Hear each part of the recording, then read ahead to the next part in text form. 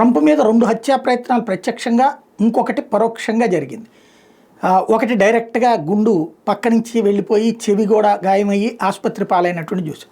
ఈ వ్యవహారాల్లో బైడెన్ ప్రభుత్వ కుట్ర ఉంది అన్నటువంటిది అప్పట్లో ఆరోపించిన పక్కకు వెళ్ళిపోయింది. ఇప్పుడు తాజాగా ఒక విజిల్ బ్లోయర్, అంటే కాస్త ఈ ఎక్స్ప్లెయిన్ చేసేటటువంటి బ్యాచ్ ఎవరైతే ఉంటారో ఒక క్రిమినల్ కంప్లైంట్ ఇష్యూ చేశారు. ఏమని, ఫిబ్రవరి 7, 2025లో జరిగినటువంటి అదే Pennsylvania governor Josh Shapiro involvement ఉంది. ఆ రోజు జరిగినటువంటి అసాసినేషన్ అటెంప్ట్లో ట్రంప్ని చంపాలనుకున్నటువంటి కుట్రలో.